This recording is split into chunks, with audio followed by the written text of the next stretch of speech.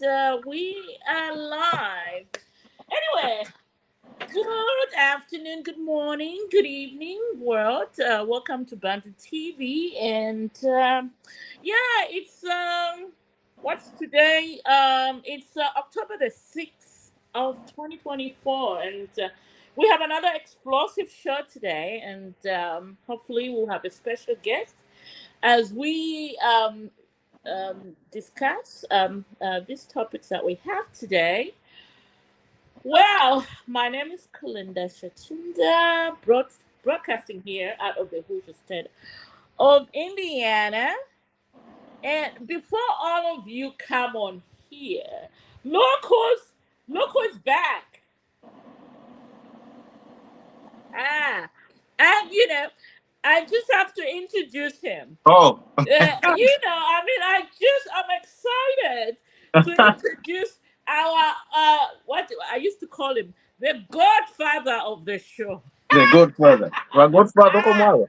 the godfather here, Doug.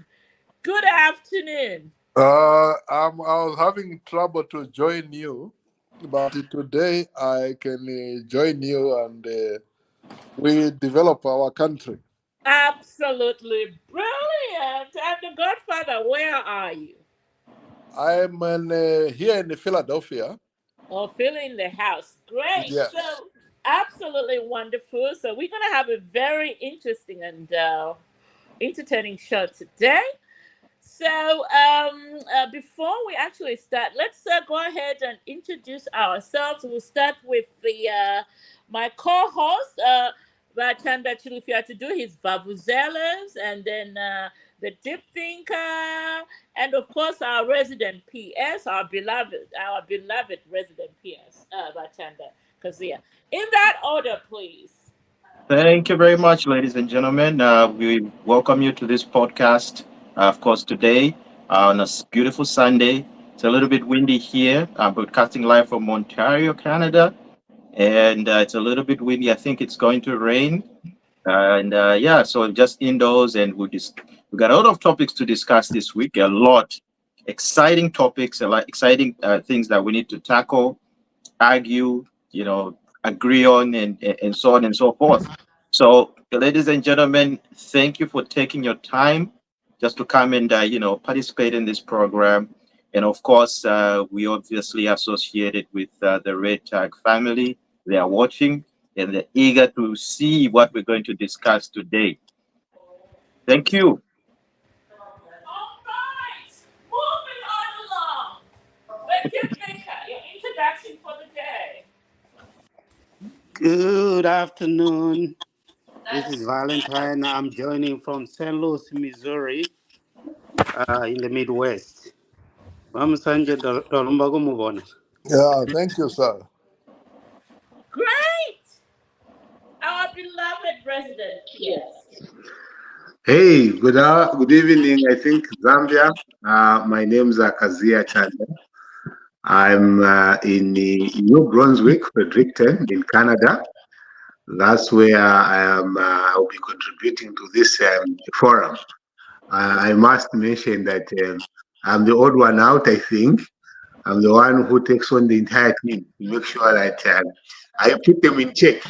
So it's a good conversation. I like this team, and because of the viciousness that they bring, and also making sure that they contribute to the growth of our country. So it's a good one, and thank you very much for joining us. All right, there's a man opening up with salvos before we even start the discussion, but we love it. Lady Sarah, please come in with your introduction for the day. My name is Sarah, and I'm in Seattle, Washington. I'm so happy to see Vakazia's face, Mwebantu. Vakazia, Vakazia, you look different from your voice. Today, by the way, just to bring you an idea, I am an assistant coach for the under 15 You look different from for the voice. I'm so glad that I could see your face and your smile. It's thank you, awesome. Now thank I've you, even thank you. stopped judging you. Right on, right on, right on, right on. Thank you Uh, so much, and thank you for hosting us, Sister Karinda and Mr. Chanda there. We are so happy to see the dog himself there, Musanje. It's been long. Thank you so much. Yeah, thank you. Great. All right. We love it. So, shall we start the show? Now that we have. Sarah has changed her name. She's I know her as Sarah. She's Lady something. Yeah, I'm Lady Sarah. That's my name. Oh, you see, okay, yeah, okay. Yeah, but I my think official if I'm name is Sanjay, the old Sarah. one, I think that's what he's talking about, the old one. My official name is Sarah Kafwanda. That's my No, official name. But Lady okay, Sarah is no, just it on was social media. I as go you as can Lady see, Sarah. we old people we use the real name. That's my real name. No, it doesn't matter how old you So are. I need to change my name. What can I change it to? I haven't changed my name. I'm just going by Lady Sarah so that you, Dr. Musanje, you know I'm a lady. Well, I know that. And you treat me as a lady. Oh yes. Oh my goodness! All right. Shall we start the show, gentlemen and lady Sarah? We have a very entertaining show today, and very serious topics at hand. And so here's we're gonna change the format this week. So I asked that when people are talking, let's mute ourselves, and I will be giving ourselves at least 2 minutes to talk. And if you hear me saying in conclusion, you have 30 minutes, 30 seconds. Did I say 30 minutes? 30 seconds to wind up. Okay. All right. Now, with that being said, shall we start with today's topic of? Oh my goodness, what a week we had in at the Supreme Court this past week. And I mean, there is no we can't hide under a rock and say we didn't know what was going on there. I think to me the greatest story that could have come out of the Supreme Court is the 1 million kwacha that the former president has been ordered to pay the lawyers representing that brave young activist, Chizombe, who has sued the former president. I mean, he's taking his case to court. He wants to know if Mr. Lungu is eligible for the upcoming elections, future elections, and of course, Mr. Lungu decided to file a motion in court asking the three judges, starting with the Concord President, Judge Mnalula, and her deputy Shilima, and of course another young brilliant judge, Miss what's that judge's name? Mapani Kawimbe. Maria. Maria, there you go. Maria Mapani Kawimbe. So the former president wanted those three recused from the submissions in court or adjudicating over his case, because according to his perception, he thought they were biased towards. I mean, let's just put the elephant in the room, HH. Anyway, at that Wednesday sitting, the three judges told him in his face that they couldn't, they couldn't recuse himself because there was no evidence that he presented in court. All he did was give them a perception, and in court you have to show evidence for your allegations, and if you don't, his court case was thrown out, and those three judges will be in front. Ansant Kam tomorrow as the case continues. And then on top of that, the lawyers from J. Mono Chambers, I believe, or J. Michaels, and SARS in Zambia decided then to ask the court to order Mr. Lungu to pay them 1 million kwacha for wasting the court's time. And fortunately for them, the judges agreed and they have given Mr. Lungu 7 days to fork out the 1 million kwacha. And that was a mouthful. Gentlemen, I know we all saw what happened. Everything was unveiling right before our eyes. I will start with the Godfather. The Godfather. I'm sure you have a lot to unpack as regards to what happened at the Supreme Court and all the shenanigans. Your comment, Dr. Musanje. Thank you for giving me this opportunity to air my opinion. I think justice is being given in Zambia, and the former president Lungu is getting exactly what he asked for. You know, he is giving a lot of problems to the current government.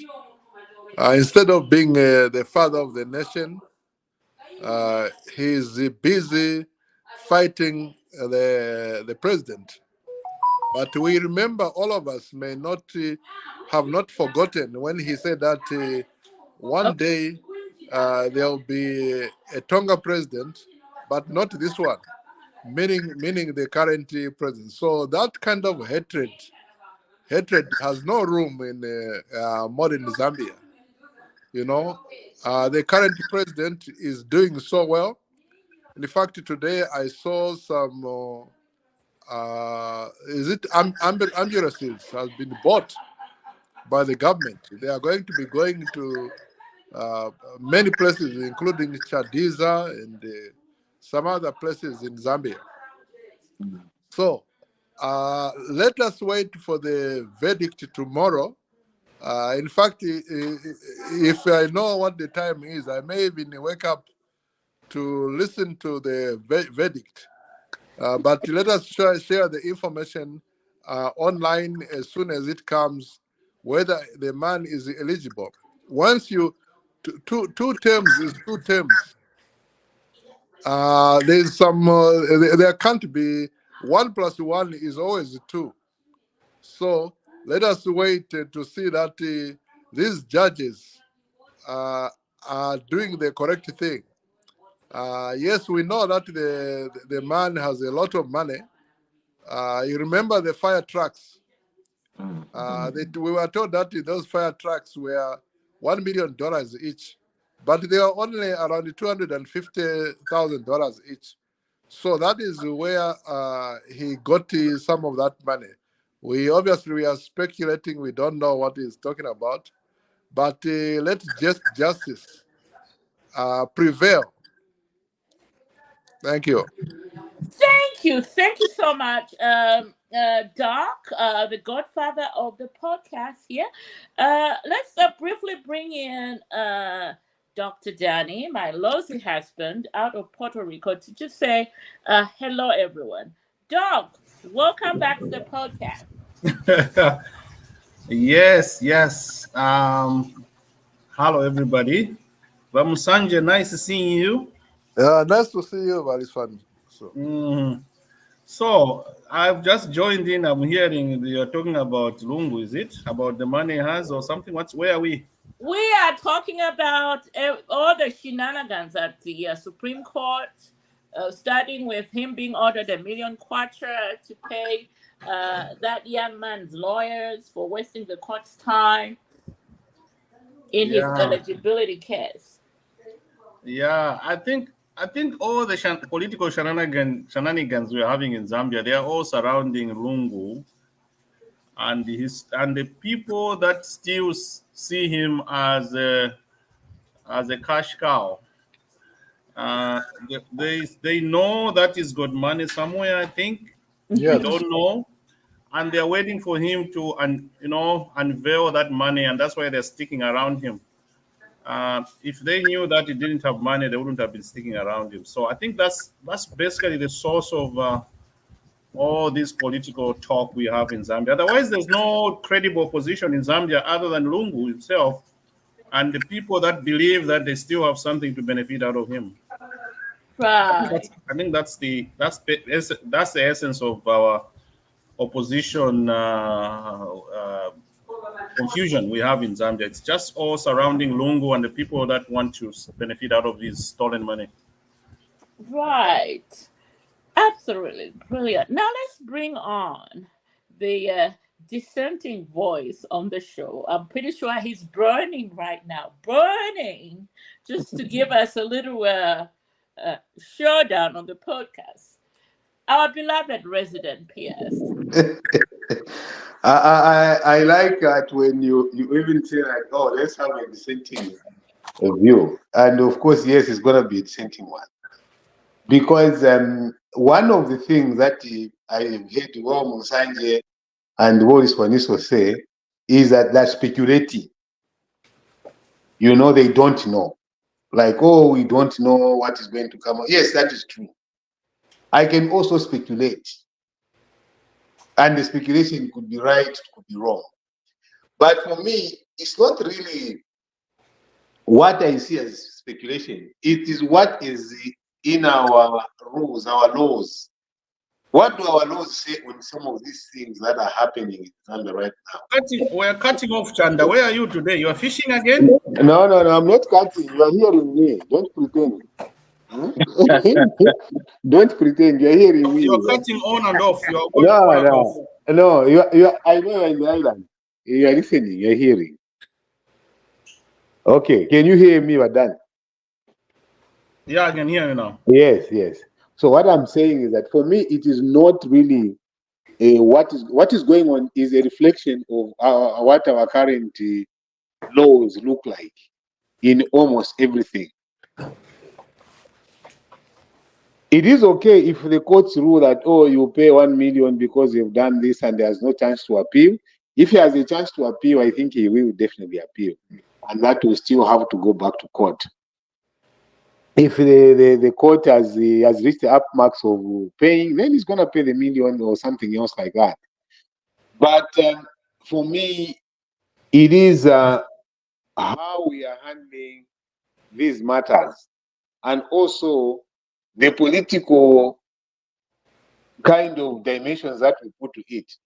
For instance, there is an allegation here that, oh, Lunga has so much money, so people are there around him because they have the money.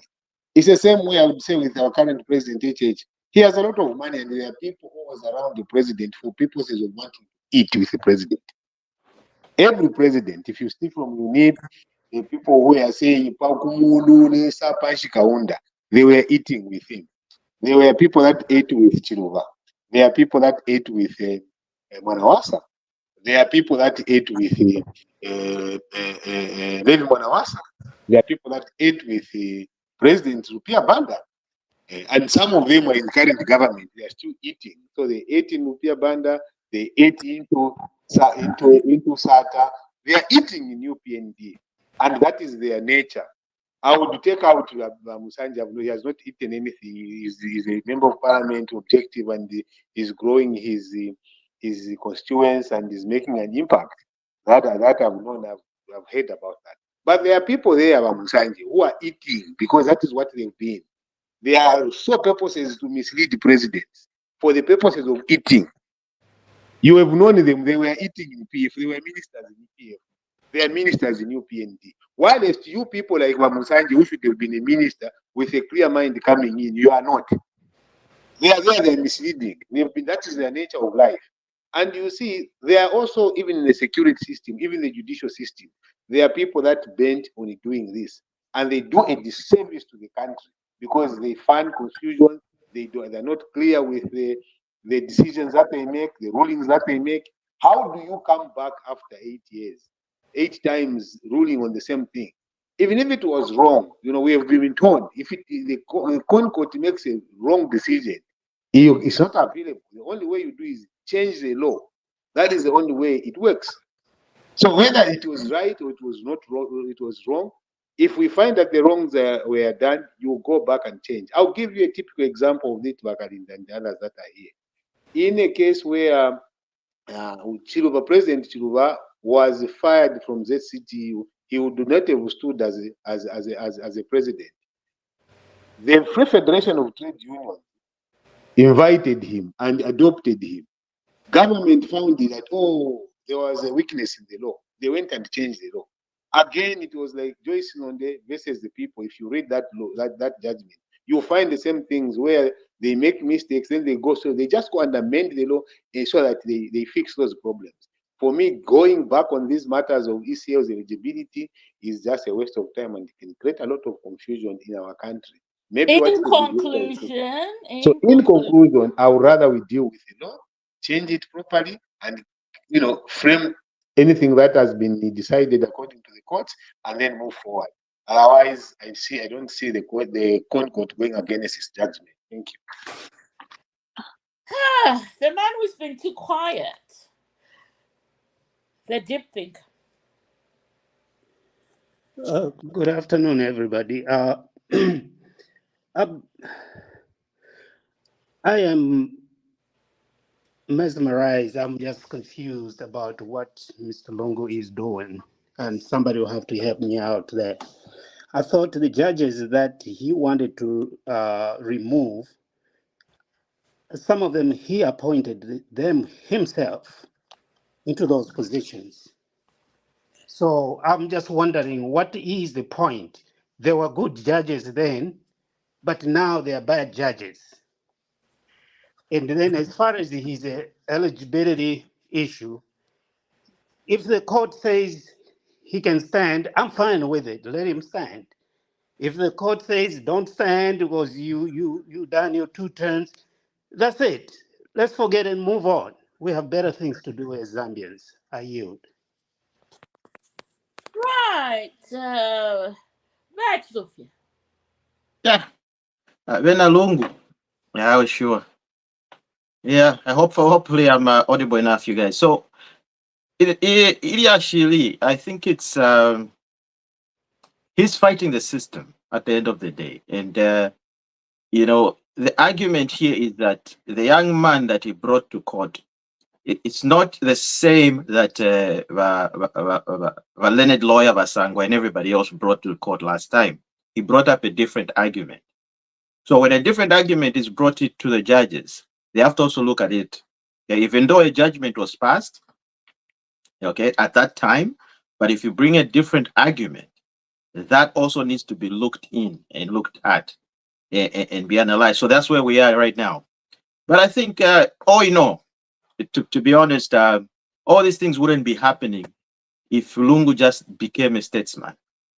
I mean, nobody's scared. People are saying, "Oh, we're scared of him to be, to stand as a president." In fact, if it was up to me, would allow him just to stand so that we just show him once and for all that look, the Zambian people have actually moved on. They are no longer looking for your leadership. They are no longer looking for pangas and judicial killings.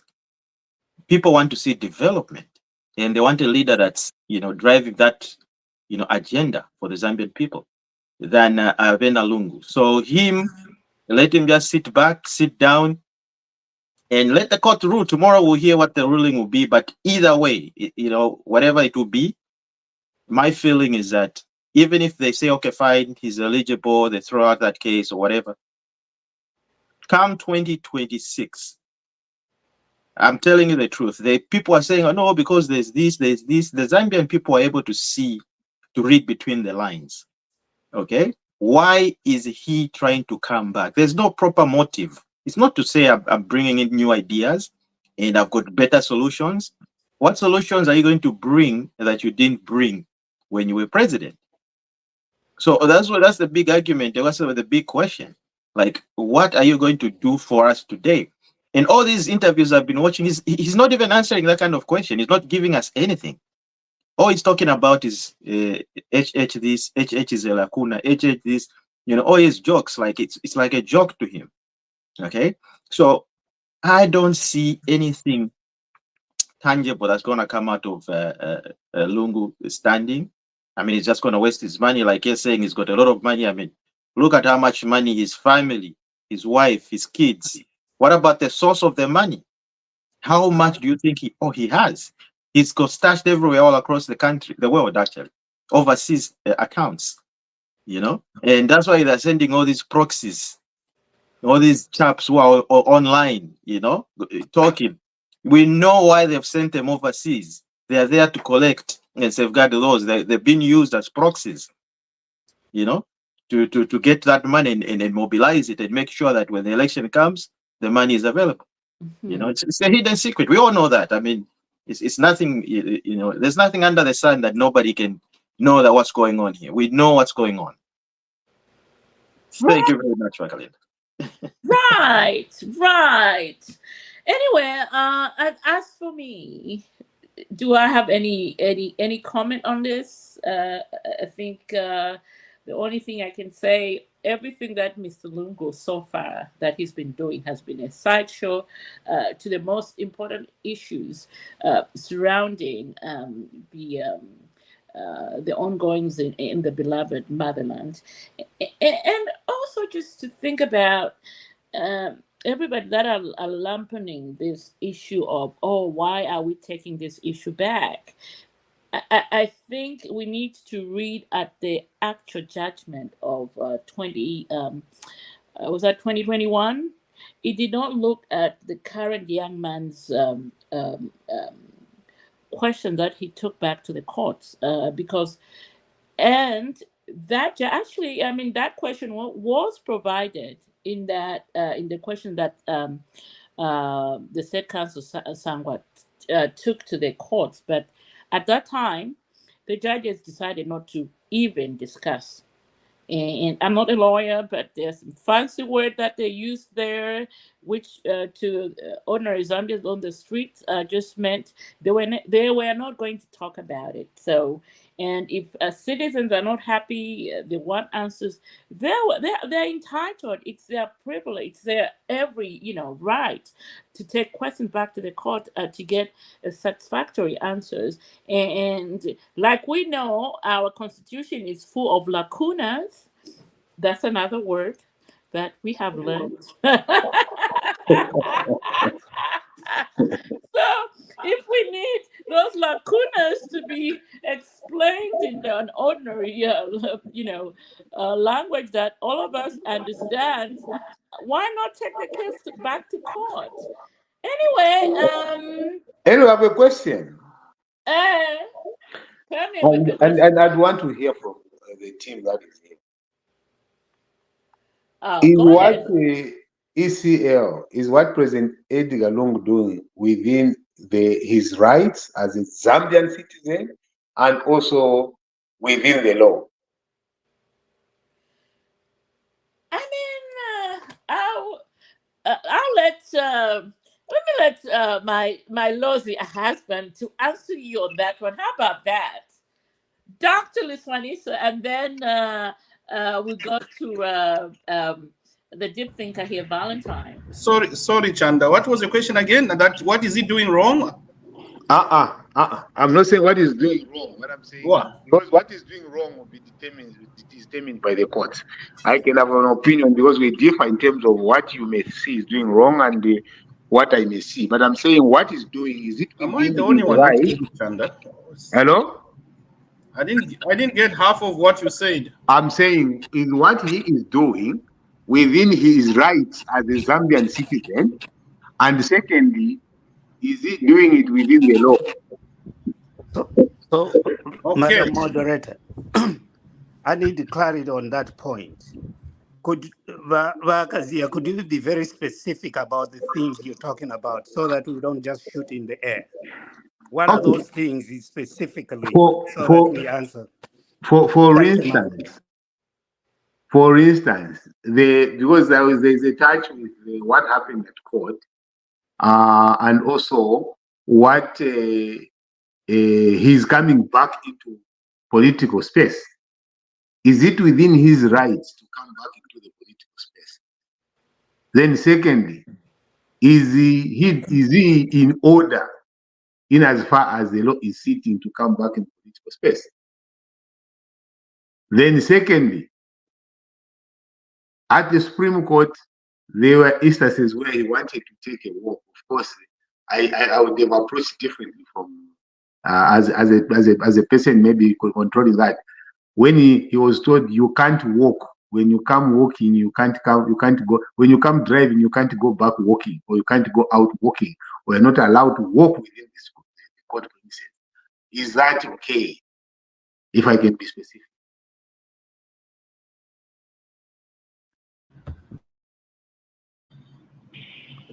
I'll just have one little comment here. The police had seen his situation and they had seen his motive of walking because there were samples. What my friend called praise singers are waiting outside to make noise and cause confusion. The police were just keeping law and order. Yep. So they just told him, please, just get into your car and go away. There's no need for you to start walking from High Court to Intercontinental Hotel where the people are waiting outside there. Don't.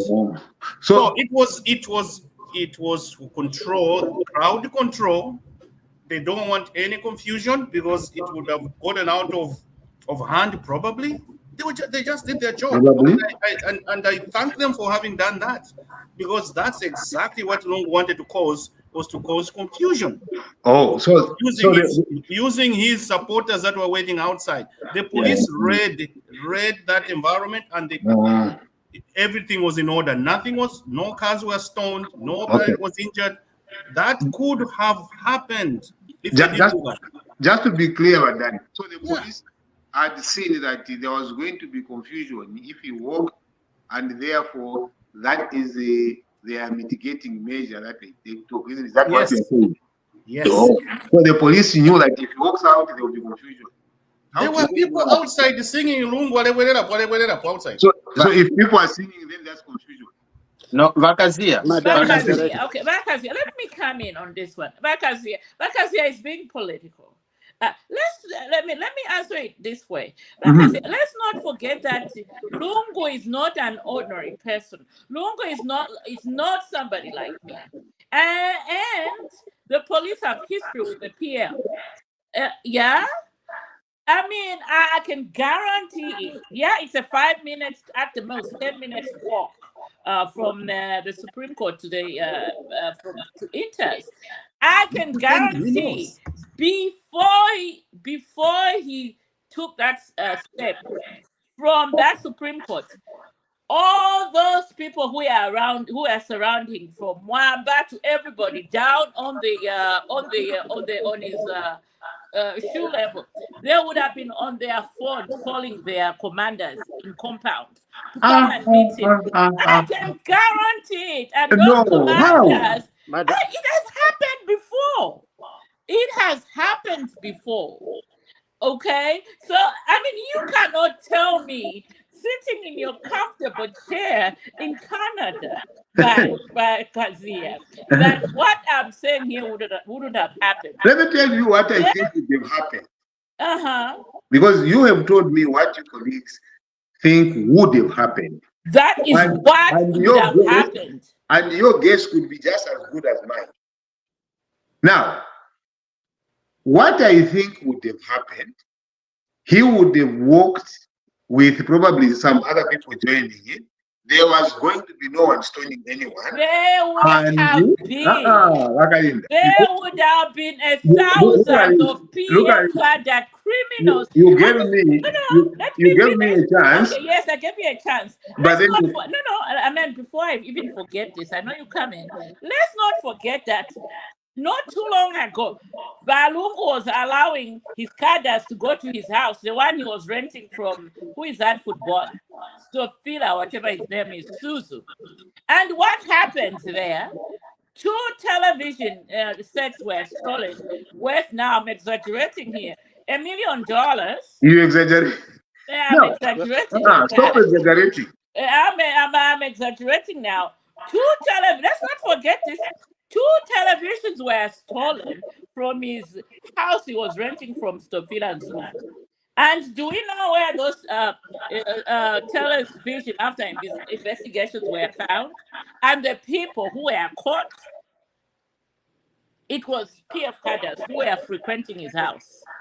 But So, if now you are telling me if no, no, they no, had allowed him and those no. commanders from Wakalinda, Somalia let came me in, correct you. Let me yes, correct you Bagazia, on one thing, and I Bagazia, must be very clear here.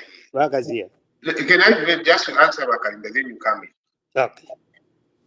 Wakalinda, you know that has always been the case in Zambian politics. The UPND president, our current president, used to host cadres at his house. They used to go there and meetings there and publicize about what would happen and sharing what the vision, what he was going to do.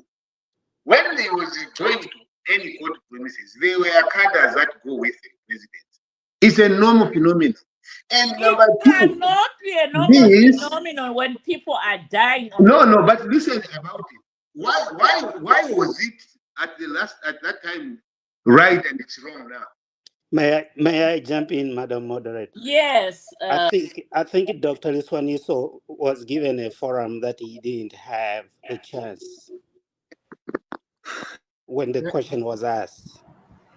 All right, Could Doc. we please give him a chance to respond, please? Thank you. Doc, please come in. I know you know Thank you. you guys So, get me round. Chanda, don't interfere again, please. Okay. Now, Lungu has the right as a Zambian to do what he's doing. Okay, we all Zambians, we have the right to participate in politics, to do whatever we want to do. The problem I see with Lungu's use of his freedoms is that when he's given that chance, he wants to cause chaos. He's not using his time for freedom to address people in a civilized manner. Lungu's addresses to the nation when he's given a platform is about fighting. He's just talking about fighting. No, we'll fight. We'll do this. We can fight. We are ready to fight. We are ready to. I don't agree with that. You know, so he's not using his freedoms well. But yes, he's got the freedoms to walk, to do whatever, go to church and do whatever. But please, we all have those freedoms, but we don't use those freedoms to cause chaos. Because Lungu, he's preoccupied with causing chaos in the country. I don't know how it's going to benefit him. I don't know. I have no idea. I don't agree with that. Yeah, I don't agree with that. That's fine. But I'm just expressing my view. And that's what I've observed. And that's what most Zambians have observed. Look, the recent address to his supporters is all about let's fight. Who talks about bring it on? Let's fight. Let's fight. Let's bring it on. Nobody. You are a statesman. You're a former president. You're not supposed to be using that type of language. Thank you. I think it was my chance to, Madam Moderator, right? Yes, go ahead. Vakazia, I'm addressing you now. Thank you. Addressing your questions, I'm sorry. Yep. One, Lungu has the right to go to court when he feels that something is wrong. He did, and the judges ruled that they were not going to be removed, so we'll wait for tomorrow for the judgment, and then the courts of law will decide. Then we just do what the courts of law says. Number one, I hope there'll be no violence. I'm hoping. Two, Lungu has the right to walk. I'm not going to deny that. But also Lungu has a right to take it to court when his freedom is curtailed, just like he took this case to court. I don't have the intelligence that the police had to stop him from going. I don't know. But he has the right to he should have told the police officers, look, I'm going to court because you're curtailing my freedom. So does Lungu have the right to contest as a president in 2026? That will be up to the courts. We don't know. I can't answer that one. Okay. I yield. Anyway, let's bring in Lady Sarah. She's been quiet and she eagerly wants to contribute to this topic. Lady Sarah, your comment to what has been going on at the courts, and you can look at your nemesis here, Lakazia, in his face. Go ahead, Lady Sarah. I want to see the. Let's bring on the camera, please. I want to see the beauty face. I don't know. I'm in the dark. Bring the beauty face on here. Let's see. I want to use the computer, but I'm using the phone. I don't know. I've asked Machanda to send me the link to the email. Okay. I tried the different link. I'm unable to. It's still telling me that you are at the back on my computer. So I'll continue on the phone. All right. Me, what I can say is that Valungu, I don't know. Valungu, me, I don't know what to say even about him. Actually, what the police did on that day is a very good thing. They did a very, very good thing. If I was the one who can promote that police officer, I can promote him to a higher rank for refusing Valungu Pitapadia. Valungu, why you want to walk? Huh? Why you want to jump from the car which you came with and you want to walk? Why? Just bringing chaos. You have the right to walk, yes, but if you are the former president, you know, you need security. Eh? Where you are safe, not no plan, you're just moving up and down. No, we don't need that. Actually, the police officer did a very good job. He needs promotion. Okay, can I come now and respond to the two things that are? I greatly, I think, agree with what the deep thinker has said. Now, it is the behavior of that police officer that creates problems in Zambian political system.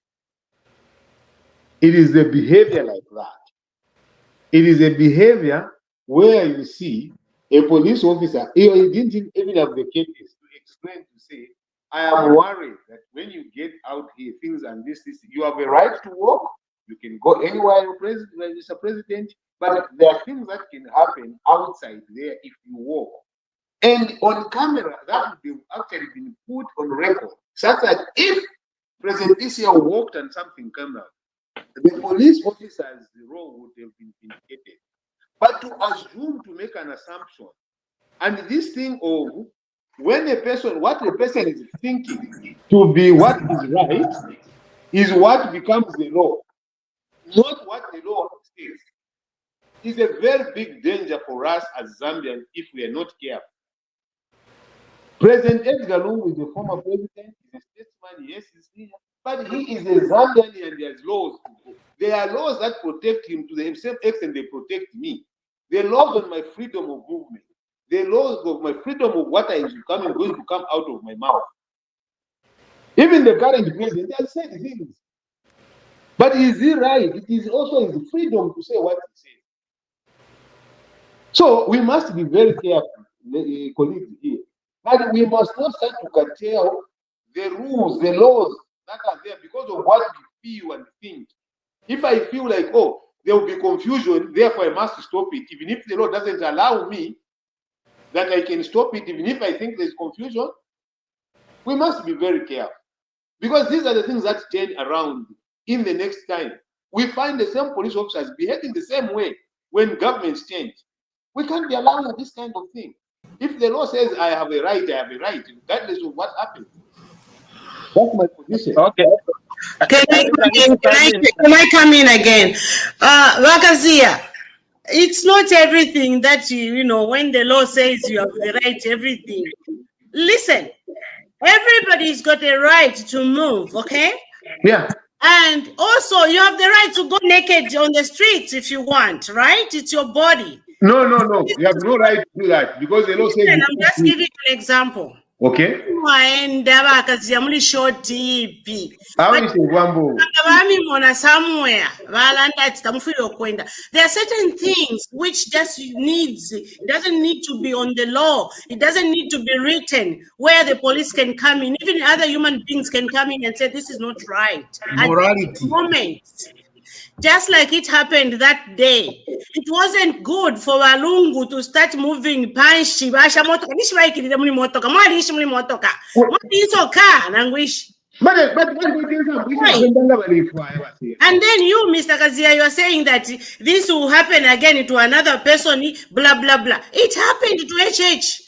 yes, Lungu was there. but was Let that him feel how other people would feel. yes, but was that right you are saying?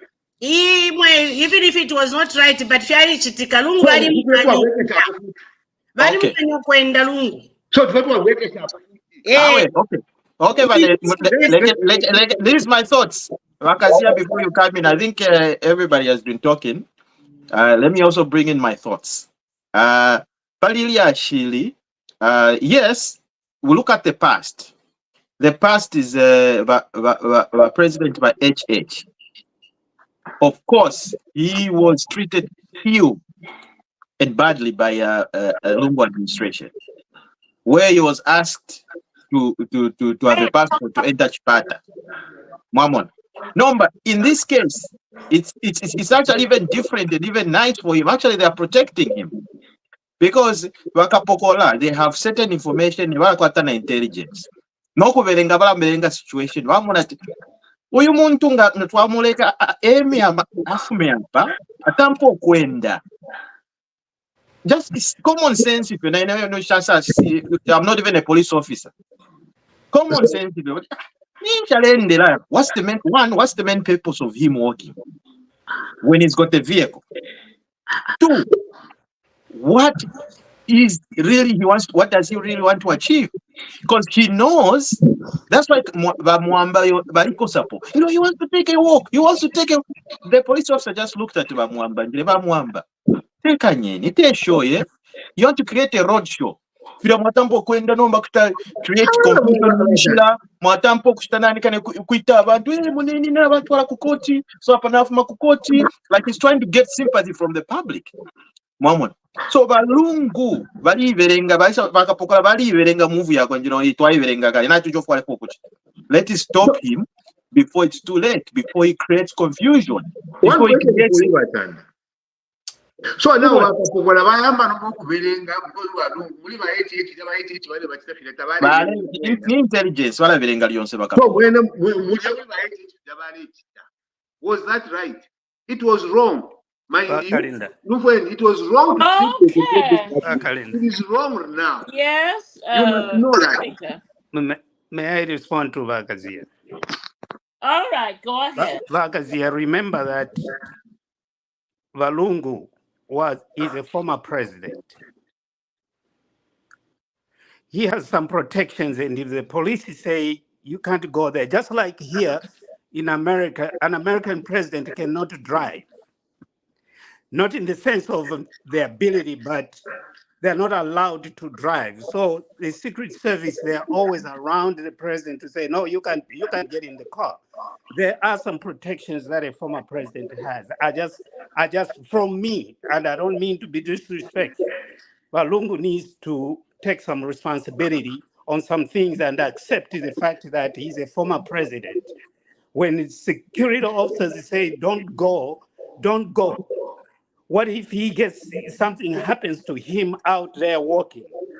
It's the country that is losing because he's a former head of state. I yield. What deep thinker? Shall we go to the next one? Let's move on. Chanda, just think Lungu can be anywhere, anytime, even midnight, anywhere. This is freedom. It is not. You see, it is his right. It is his freedom. That is what we have created as Zambians. It is not about you and me, what we think. Because our thoughts are not enshrined in the law. Because your thoughts are different, just like right now. Your thoughts are different from mine. So whose thoughts should be able to make the rules? We can't do that. We have to go by what the laws say. If the laws give me the freedom, I must be able to enjoy the freedom. And I agree with you. The only problem is that common sense is not in the law. That one we have to understand. So common sense is not in the law, because once common sense and other person's common are different.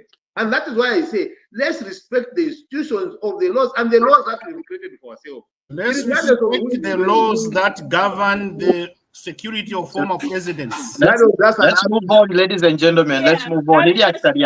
because Okay. We got a lot to cover. we have a lot to cover, and I Yeah. think the masses know that Mr. Lungu is a former president who requires security. He can't just wake up and decides to do He is not treated as whatever, such by the he government. can't just wake up. There are rules that govern a former president. I wish we could respect that, but we don't. Yeah, and so he can't just wake up from nowhere and say, I'm going to Intercontinental, when he knew for a fact that his henchmen were going to call his commanders from Chiboria to come and cause havoc. And we have examples. Mapenzi Jibulo died because of such things. Because I don't think so. Mansama was killed because of such. I mean, let's not forget where we are coming from. Even Congo died. Yeah. So anyway, let's move on. And the next topic that we have here. Okay. We're going to talk about this, but let's go ahead and talk about. Oh my goodness, the good news. Lumwana breaking ground with the expansion of their mine, putting in $500 million. We're looking at 2,500. The mine has opened. Another mine. Yes. Let's talk about that. Was that Bakazia clapping? It was my Lozzie doctor. Yeah, no. On the mines are my loss to say. Yes. Oh my goodness. Here we go. Come on. No, should I be the one to go now for the mines? Yes, we're giving you the flow. Firstly, every investment that comes in the country is good. It's good, but also is the only concern I have for the investments that we must be able to receive is that they are way too foreign based and so many interests around the foreign companies. We have not been doing very well as indigenous Zambians to partner with such kind of mines. Because that mine which has come is 100% Lumwana. I don't know what the shareholding looks like, but I think that we may not have even 10% shares there other than paying taxes. I have that concern, which I think that we must start to look out for. When a person is coming with major investment worth 2 billion going over and above that, we must look at having some shareholding kind of arrangement where the country has stake in it, because it looks like it is a place where now the minerals are there, gold is there. Then you say, oh, you come and you bring a foreigner to get them and to go and sell them. Then you only tell your children that, oh, you'll be working for this one for a salary.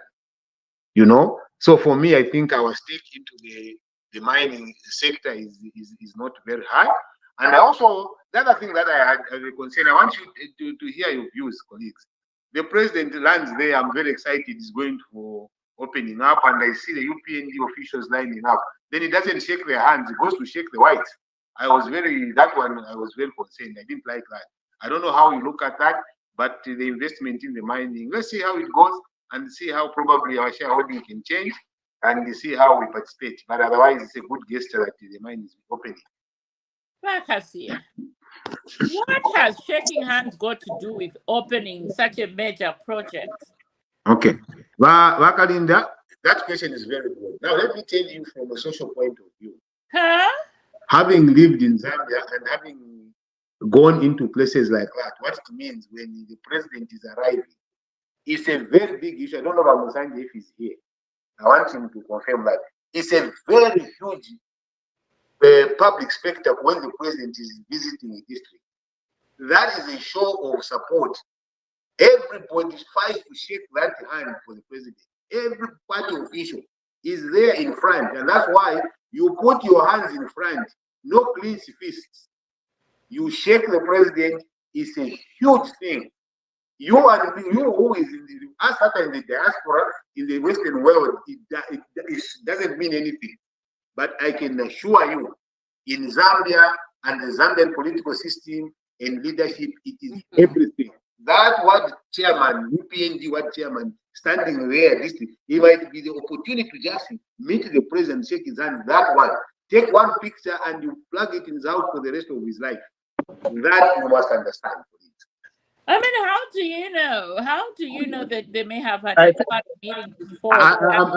If you don't, if you think what I'm saying doesn't make sense, you can just ignore it. Doesn't make okay. sense.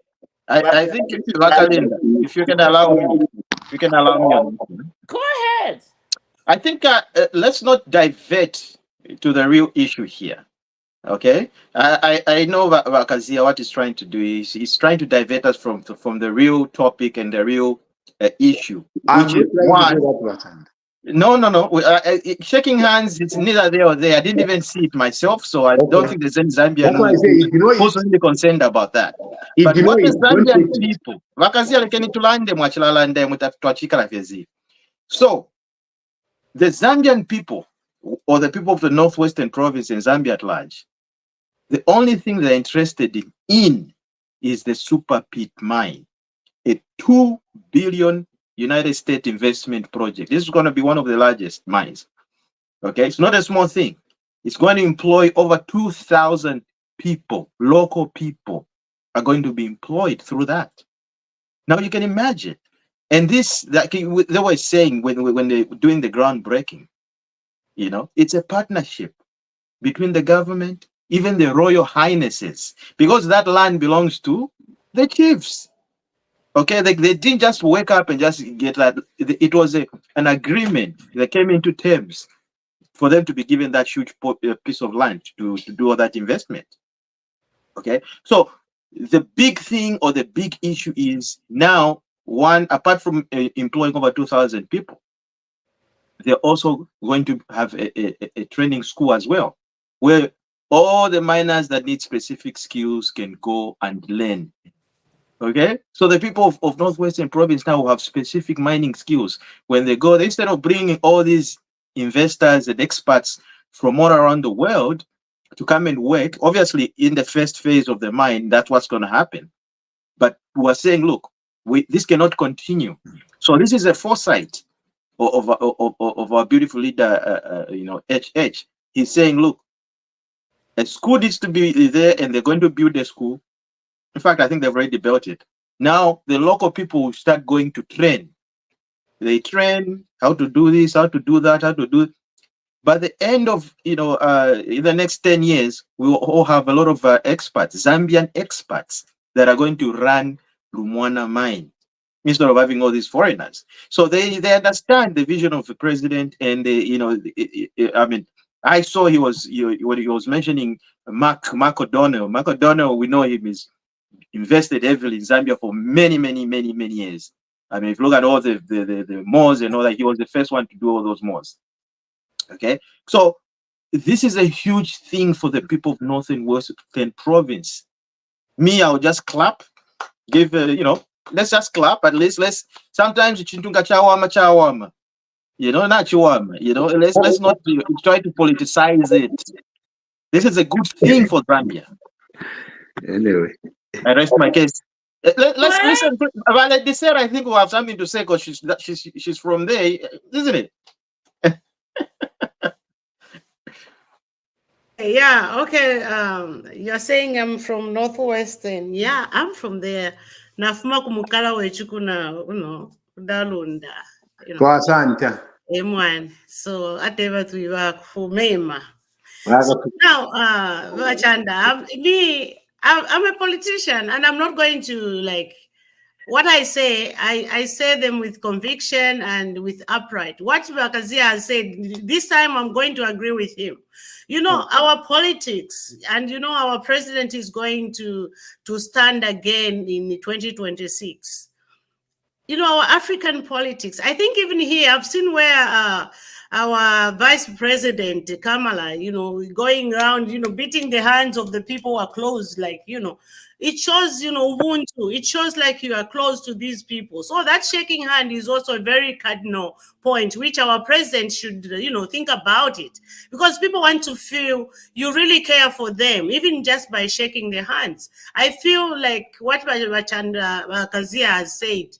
I think that should be taken into consideration by our politicians, because when they come to campaign, they greet us. They even kneel down, you know. So that should be taken into consideration for them to, like, who the people, and also the people feel like really this person is with us. We can eat in Shima together. Remember, Mr. Hakainde Ichilema at one point he even shared while with the people who are low. Like, I'm not saying they are not human beings, but I'm saying they are not in that political, uh, sphere, So that shaking hand should be taken into consideration. It's not only Bachanda who is talking about it, Bakazia who is talking about it. Bakazia, are you Chandakazia or whatever? I don't know.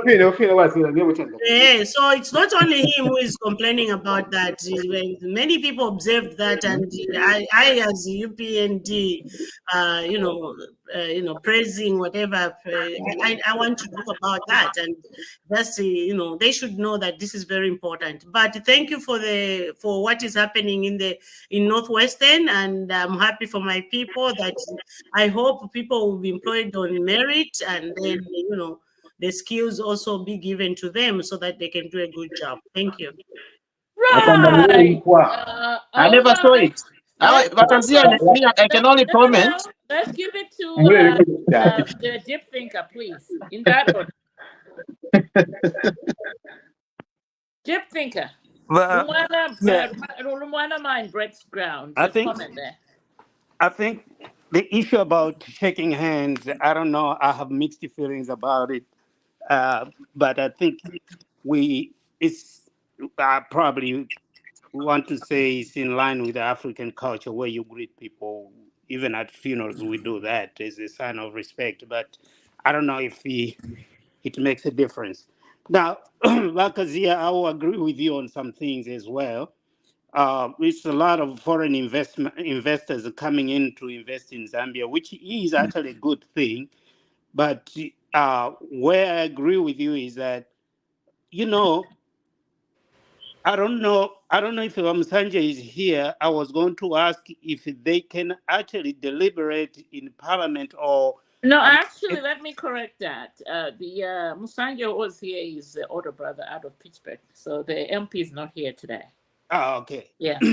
so so protecting the currency or the money that people in diaspora are sending home for investments, that is a key issue. These investments, I think we have in Zambia, some of the Zambians in foreign countries, they can be part of those investments. So I don't know if we can expand that, because for us, for the investors, they're making profit. For us, we make profit but make our home better as well. So people in diaspora have been cheated out in many ways because they're not protected. But the foreign investors, their investments are protected. So we needed to relook that and see how we can uh, help those that are in foreign service. I know I have 1 minute left, but the other thing is these mines that the UPND government and HH are opening. That's a great thing. But I don't know in the long term if these investments are going to be protected in case of a new government coming in and wanting to spend money like there is no tomorrow. So how are we protecting these investments so that our great great great great great great great great great great great I still got a minute great great great Oh great my. great great grandchildren can benefit from these investments, because whatever we're doing right now, we're doing it for our Oh, children. I Oh yield. my goodness. Oh my goodness. There's no comeback after that. Dr. Danny, your comment before we go to Yeah. the. Yes, as I said, it's a great move by the government to to revitalize our mining sector. Very good for our country. After having a regime that was looking at this as they were not really putting much effort in the mines, and in the last minute, you remember they started trying to get back the mines, but using very unorthodox methods. They wanted to start twisting the arms of these mining companies. So PF was doing everything wrong. Um, but regarding the investments that we in diaspora remit back home, it's a very important thing for us outside to actually think about this. We can learn a lot, and we can really raise a lot of money by establishing investments establishments back home. I have a friend from Kenya and a friend from Ghana. They have formed proper companies back in Nairobi and one in Accra, where the people from diaspora are running these investment companies. They have moved. I think the one from Kenya was living in Atlanta. They have gone to Nairobi and established an office which is managing all their money from people from diaspora. Them themselves are running it. We shouldn't let the government start managing our funds. We should get organized, establish a company there, register it, and send our own people, pay the money while they're in Lusaka to run our funds. It can happen. But I think we are depending too much on the government, the so-called diaspora desk at State House and all that. It will never happen. Our friends in East Africa and West Africa have formed their own company, run by their own people amongst themselves that have left diaspora to go home and run this company. In Nairobi right now, as we speak, the diaspora company is building the majority of the new buildings in Nairobi are built by that company. So we can do it, but we need some organization. We need to organize ourselves and be serious. Right. Madam Moderator, Right. may I seek clarity on the last speaker? Oh, go ahead. But Doc, in Kenya, correct me if I'm wrong, there is actually a ministry of diaspora something, right? Which is protecting them from the government standpoint. Yeah, I think I heard about that. That there's a ministry actually. I heard Yeah, something that's like what that. I was talking about. I'm sorry. Thank you. All right, Bakazian, I knew you were about to open your mouth before I got you, and then let's have in 1 minute say whatever you want to say, and then we go to Chanda Chufia before we Yeah, go to the next topic. you see, Go ahead, Rich. and you know, I thank you very much for this, Karim. You know, only some of the concerns that I usually bring to this team, and also for you colleagues to know, it's not everything that when I say it is going to be political, or I mean to be politics and stuff like that. No, some of the things is to bring you to speed in terms of what I have experienced. Some of the things that I went across the entire country, and some of the behaviors of politicians, some of the behaviors of the people, the citizens themselves, and how they are so good when you are in that position. I was very careful with the way I dealt with the public. And some of my colleagues that are in government now, they are not very careful with that. Decision making. It's very important. It's not just for the mines. The mines are they are very crafty, extremely crafty. They look at our tax system, they look at our employment system, they look at everything, and then they invest, and then they reap, and then they manipulate. If we don't work too quick to make sure that certain things are tied in place, we will have a mine, we will have our Zambian people that will be getting in kwacha. They bring foreigners that are going to come and get in dollars. What is going to be the payment system? That is going to be the remuneration system. Is it going to be dollar based? Is it going to be kwacha based for everybody? So these are not little things that matter. I told you, colleagues, here on my experience, where we had 260 expatriates getting more money than 7,500 Zambians by 50,000 over, including Zambians that were in management getting money in dollars. Because the minimum wage for a person who was an expatriate was around $7,000 every month. The minimum for a Zambian who was there was about 5,000 kwacha, which is like technically like $200. So these are some of the things that we must be able to protect our people from as we seek for these investments. And when we bring these elements to government, when I bring these elements to this discussion, it's for you colleagues that are connected to them, the people that are running government, to say, have you looked at ABC?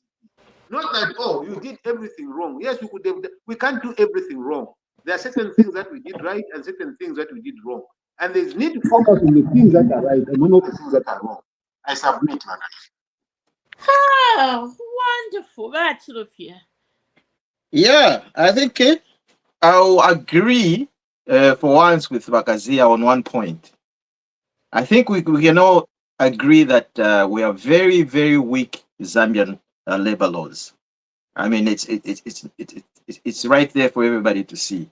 We've seen how local Zambians have been treated by foreign investors and how they're remunerated. Okay, they prefer to pay a high premium on an expatriate.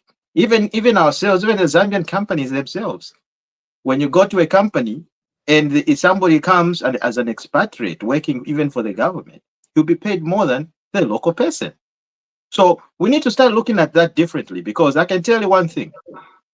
Here where I live in Canada, it's the opposite. A Canadian comes first. A Canadian, in terms of education, employment, everything. They don't care whether you got that degree from the University of Zambia. When you come here, if it doesn't tally with our system, even until it becomes into a Canadian standard. So that's how they respect, and that's how they've given premium to the way the education system is, even employment. Those are the same things we need to start looking at. Because here you have PS. Yes. Those are the issues you should have been tabling when you go into parliament.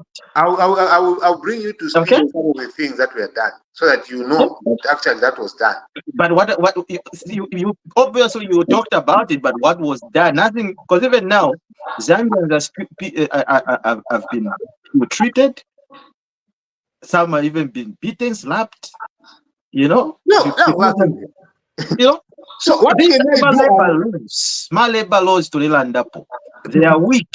No, they are Why not. don't you strengthen them when you PS? Okay, they are not weak. I'm going to tell you some of the things that were done in the law, which exist in Zambia, which doesn't even exist here in Canada. For instance, I'll give you an example that in the Employment Code of 2018, which we changed this law from 1964, that was the time it was enacted. We amended the entire employment and created the labor code, which has all the 7 pieces of legislation into one, with 110 sections from 68 sections. In that law, we removed discrimination based on any origin or whatever. We removed that. And one of the things, conclusion, the laws that are sitting in Zambia right now are one of the best in the entire world. You can check that with ILO if you think I'm kidding. We changed the laws. What is remaining is enforcement. They have not employed the right numbers of labor officers at the Ministry of Labor right now. The permanent secretary who is there has been acting for the last 2 years. And for the last 3 years, since the other one was there. So can you make sure that those things are taken care of as government?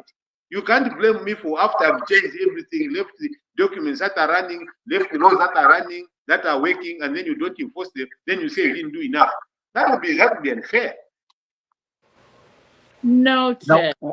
What we're saying is change. Why wasn't there change when you were there? We changed the law. We changed. That's what I'm explaining to you. Can you protect me? 1 minute allocated to this conversation is over. Shall we move on to the next topic, which is one of the I love this topic. my paramount chief of the Ngoni, Mupenzen. What's the I haven't forgotten I was about to do the Ulatin, but I've forgotten what to say. Has just come out and told everybody in the opposition that he is not willing to work with you because you have no ideas whatsoever to develop the country. He will stick with the government of the day, and we have the opposition going bonkers about his newsstands. Let me start with the man who knows, who loves tradition, and who speaks about this issue every day.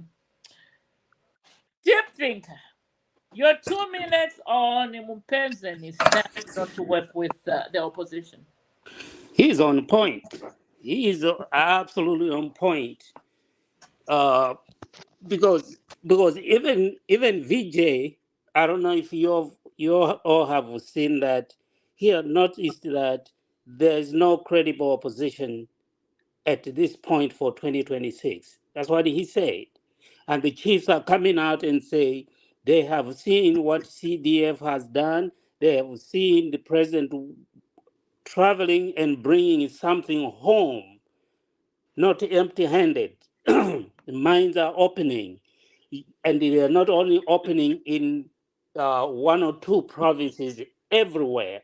And there is no group of people that is being marginalized. And that's what the chiefs want. They don't want to be left out in this development. They're partners with the government of the day. So whether he meant it or not, that is the right direction. That is the right position. I yield. Wow. Dr. Danny. Chief Mpezeni, very nice guy. Yes, the chiefs have always been regarded as people that go to Yes. every time the government is in power, they say something nice about that government so that they eat with them and stuff like that. But this time around, I think it's a little bit different in the sense that these guys are challenging the opposition to say, tell us, what are you going to do different? The problem is the opposition in Zambia have not a problem. My own view, because Chanda is going to say that's not a problem. It's good that you know that's not a problem. Eh? My own view is that, because I argue with you every day anyway. So my own view is that the opposition are making a mistake by parading the former president as the main candidate for 2026. Zambians are not ready for that man yet, to be honest. And this is a mistake they are making. So the earlier the better. The earlier they identify somebody else who might be credible, whose hands are clean, the better. But they are parading this guy who used to beat Zambians every day, who really became, his whole cabinet, Lusambo, would stand on the stop minibuses and whip people and do all the cadres where my sister couldn't travel on the bus because of the cadres at intercity terminus. So people are still, these memories are still there.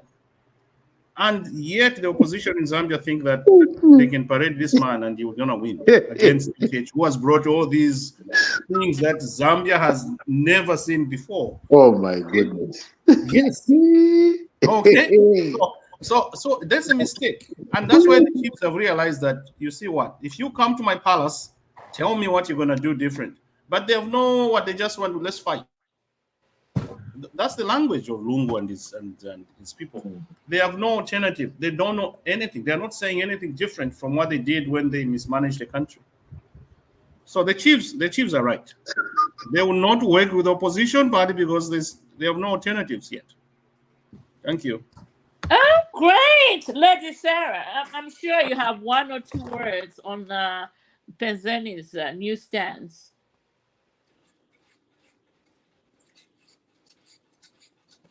I think it's good.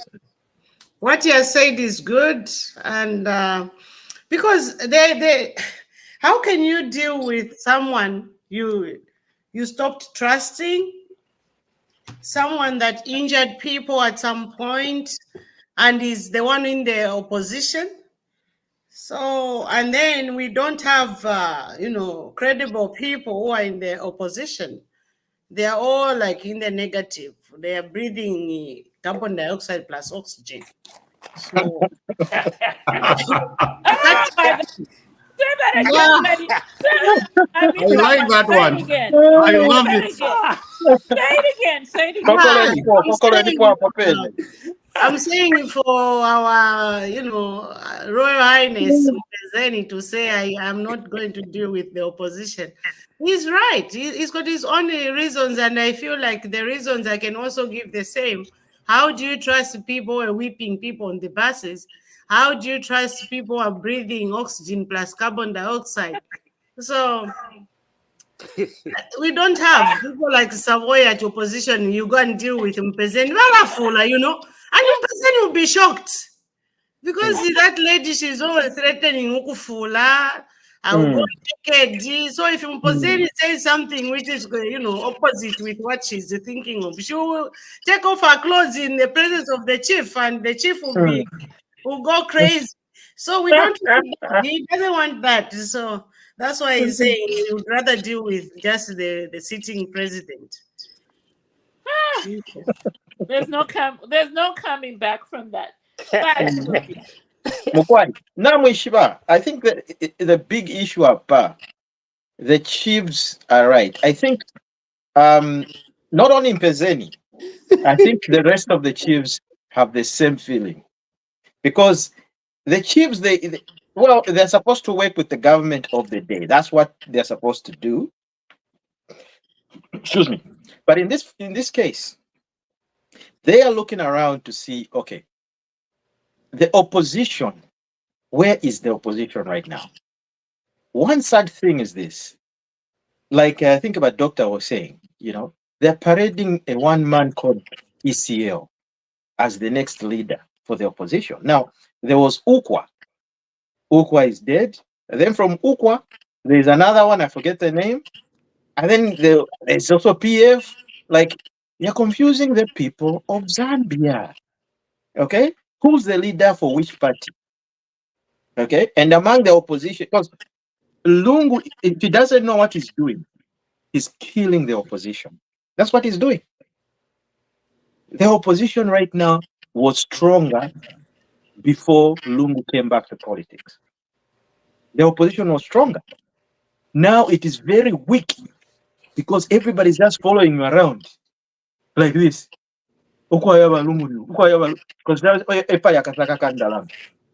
So yes, the chiefs have the right to give that opinion, especially about peasant, because they can see for themselves what this government is doing. I can't remember the last time that the palaces were built. Okay, probably in the 60s. HH is the first president to ever start building modern day structures of armor palaces for the chiefs. That alone is a good gesture. And there's no chief all across the 10 provinces that can come and say, I don't like this idea or I don't like this. Every implementation well respected place. Even where abantu nga bayisa mkumona chief, they know atoya I perform mfumo nyanga. It's looking well respected. And this is what the president is doing. So for that alone, before even go to CDF, before even go to all these other good, brilliant things that are happening, developmental projects. Monday. in conclusion, yes, Van Pezeni, he's a smart man. Sometimes they say smart people came from the east. I can agree on this one. Sometimes yes, but on this one, yes, he's smart and wise, and he's realized it, and the rest of the chiefs will follow suit. I'm telling you. Thank you. great. Now let's talk about the elephant in the room. And this wasn't on our hot topics, but I have not spoken about this one. Yeah, Vakazia hasn't spoken, Madam Moderator. Why do you want to ignore me, Wakari? No. Without a Oh, deep think, I would Bakazi. have been swept under the carpet just like that. Oh no! Of course, I know. I knew that the deep thing I was going to remind You you. are protected by No, you the are Madam protected. Moderator. Eh? Chanda, what is he gonna say, Chanda? Other than saying it's very You see, Dan, that is where the problem is. You already were taking it. I asked what you're gonna say. that's what You keep quiet and talk as well. Okay, but Bakaji, are you let okay? our beloved Baleke nibalande. have his 2 minutes. Baleke Have his nibalande two tume minutes. kumuposti. Let him have his 2 minutes, please. Dan, you must understand. I like what Dan said, number one. The chiefs saying cover. It is just like that. I don't even have any problem with them. But I say and they will eat. This is why I tell you, these people have been eating. So when they will go where the food is and start eating. Because nothing changes. Whether they say we are with the government of the day, that their leadership is not touched. Nothing changes about it. So Mampezeni is right, where he can say what he wants.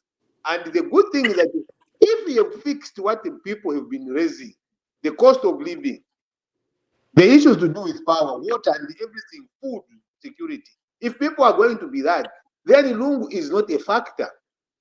Fix the problem. The problem is that focus on the what is he coming to do? All this has killed the opposition. No, if he has killed the opposition, the people will decide. It's not you. You have the UPND to make sure that makes sure it's functional, it gets back into power. If it comes back, you defeat. But you have made assumptions about the ECL, which I don't agree. Me, I want to exercise his right. If the right is that he should contest, let him contest. And if what you are saying, whatever you put on him, if people don't agree with you, they will make their decision. So you know, what does it change in terms of the lives of the Zambians? Oh, let's talk about this Zambian politics, one thing you should understand. No one comes and telling people what you know. If you are going to do that, UPND would not have been in power. Because you told people what we are going to do. Reduce cost of minimum, reduce cost of fuel, reduce the cost of fertilizer, reduce this. We are going to make sure this is done. Was that achieved? No. Dynamics change. So let's just move on and make sure those that want to exercise their right, they exercise their right. And UPND must also concentrate on strengthening structure. That's more than 2 minutes. In conclusion, So, in conclusion, leave ACO alone for the Zambian people to decide. Not that the majority have not decided. So, leave him, if he has to do the politics, he has a right. That is the democracy that we signed for. And that's a democracy that the UPND promoted. And that must be protected. The court will decide first, Bakazi, before the people. Yeah, I know great. the court decided the wrong time, On but it's that like note, a decision again. They decided, now they are revisiting their own decision. Let's see how that goes. on that note, Bakasia, on that note, a term of office for any government is 5 years. So we cannot say no. I'm not even going to the. You are opening the Pandora's box. What I'm saying is the term of office is 5 years. After 5 years, you come to us and ask us how much a bag of meal is, what the cost of fuel is.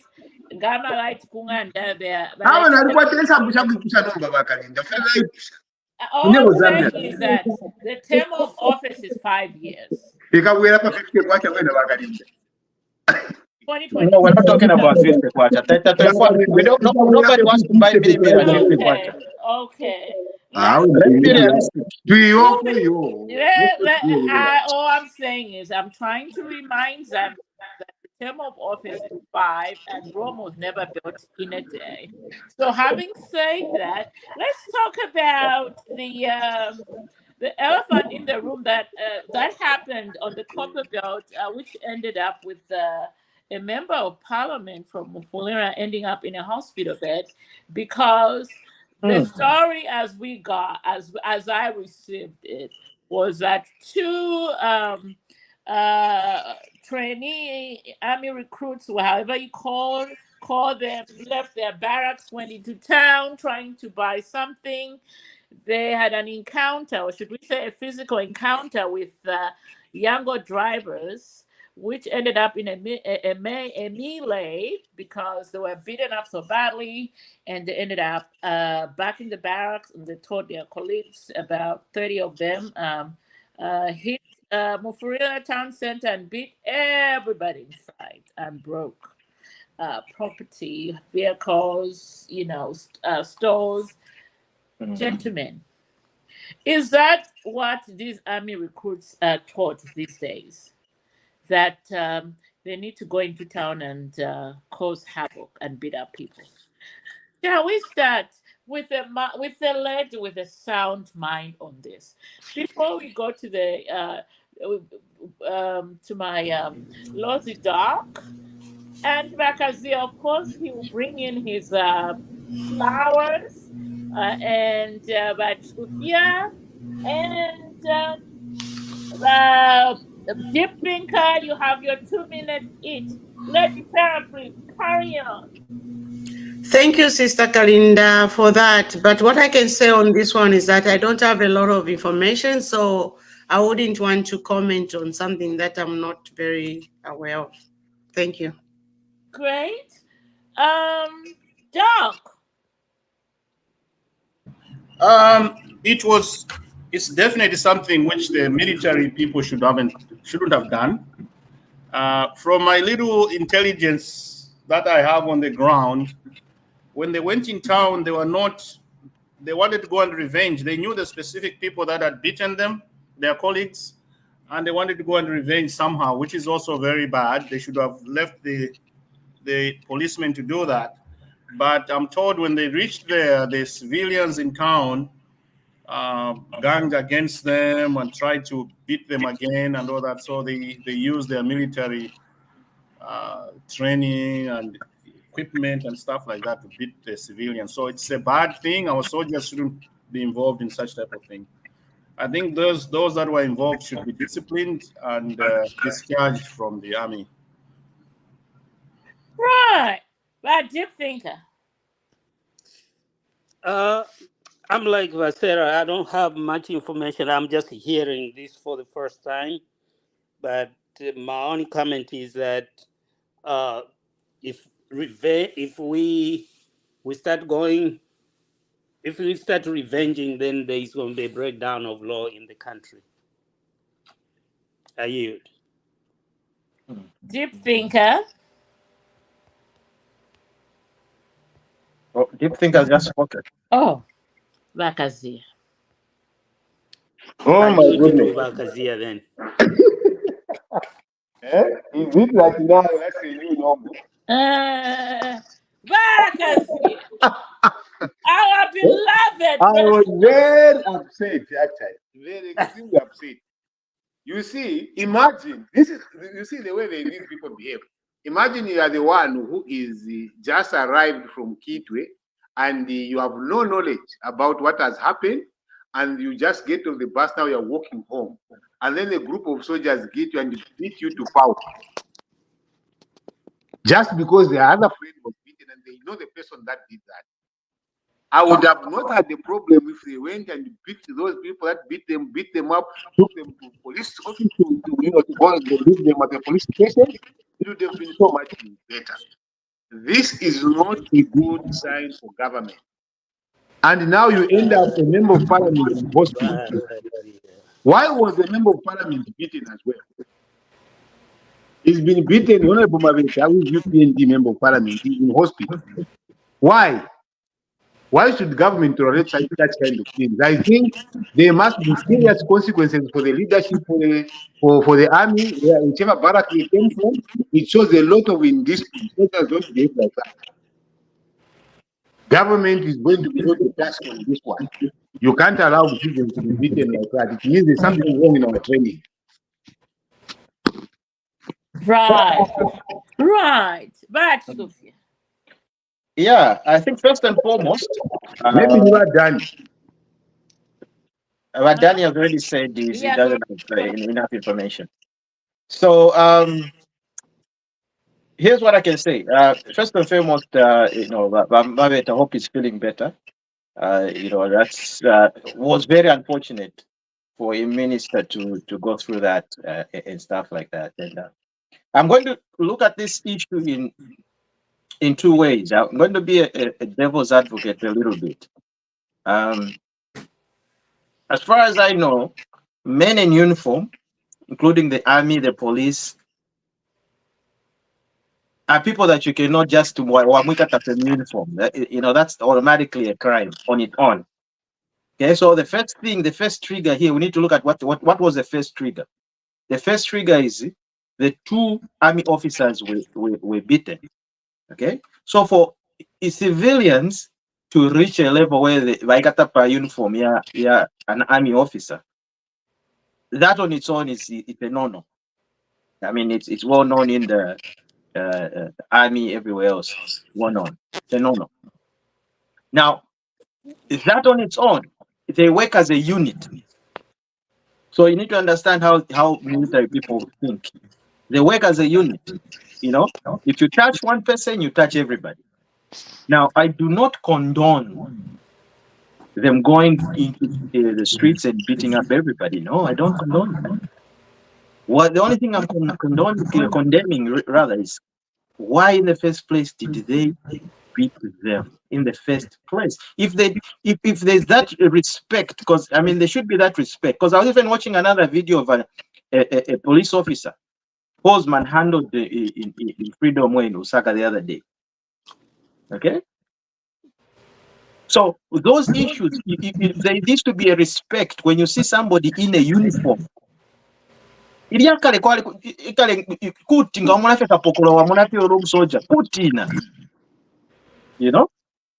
there was that respect. But now because of the previous regime, they missed especially Amakaders were given a lot of power to the point where they started going into the police to beat up the police. In conclusion, these things, they didn't start from they started from somewhere. They just don't come from nowhere.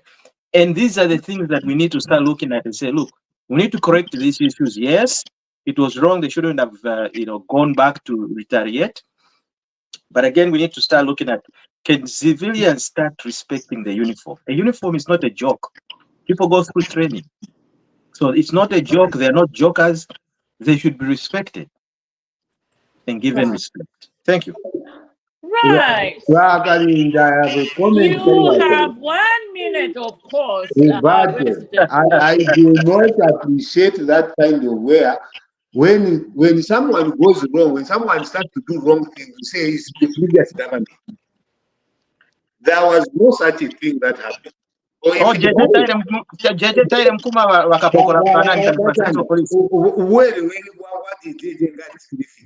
should not be something we should be tolerating and condemning it. 3 years you are in power right now. Why is it happening now? The police were beaten in Eastern Province. You understand? They were beaten in people raised concerns about this kind of thing. Again, today, the soldiers are going there to beat people and they say, no, it was because of the previous government. You can't be blaming people for everything that is going wrong. At times, you have to step up and be responsible and accept responsibility. Like there's something wrong in our training. We cannot be just about the uniform. The uniform is one thing, and the uniform goes for discipline. Were the people beaten in the uniform? At the time they were beaten to power, were they in uniform? If they were in uniform is one thing, and who beat them? They know the people. You can't go ahead and just beat every person walking in the street, women, children. You beat them for nothing. You even know that they didn't take part in harassing you. They can't be doing things like that. Oh, this is not right. And to blame people who did it. Wakazia tamlemfika wino kashinga mlesa lulenko kwa, I don't know. Can I have 1 minute to comment on this? Yes, Wakazia, your 1 minute is over. Let Sarah come in. Yeah, this thing, what I've just gathered from here, it's like the people in uniform went to beat the civilians beat the people in uniform. You see, everything starts with discipline. Right. If a person in uniform is behaving like a kachasu, drunkard human being, you're not going to be respected. A police officer of 1960, a police officer of 1970 something, a police officer of 1990 who used to behave themselves. Even when they are talking to you, they are giving you respect. You also respect them. But if a police officer is going to start, this media where we are talking, this is going to the people's heads and ears. They are listening. We are not just playing here. Kapokola afile chindika. You understand? And the police officer should be there to protect the civilian. But if you, the police officer, you start misbehaving, you're behaving like a, ulimubwa they'll beat you if you start misbehaving. And once they beat you, you want again to go in uniform and to go and beat other people. What country is that? We are not having a country where, people are, regarding themselves as human beings, and you call yourselves as a Christian nation. Where is your Christianity if you are going to be revenging, if you are going to be beating people all over just because you are in uniform? People will also come back and, beat you up, even if you are in uniform. So when you are in uniform, behave as somebody who is in uniform. If you are in uniform, you behave like a ghetto human being, they will ghetto you also. So the people in uniform, I know that Chanda said that it started with the previous government. People are people. It doesn't matter whether it was the previous. People need to change. In conclusion, Let's promise to change this kind of behavior. We need to change as a people. We cannot continue behaving the same just because the previous government was misbehaving or whatever. So the people in uniform, you need to change the way of dealing with the civilians, and they will respect you. Chimona Munganda, if you start insulting your child one day will insult you because it's too much. Thank you. right. Shall we move on? For me, really, today I really don't have a lot of comment because I think I've already talked too much for the day. I'm reserving my voice for something else. All right, now we have here exactly 12 minutes before we close this show. I guess this is the time that I just need to let everybody know that I just got a message here. Our regular contributor from the UK, Kimwami, Maja is not able to join us today because he lost his aunt in Zambia, so he's mourning. So if you guys can reach out and just say sorry. Condolences, Ramasa. Condolences. All Yeah. To you and right. your family. With that said, then that leaves us with about Our condolences. great. Great. Okay, with that, that leaves us about 11 minutes here, roughly 10 minutes.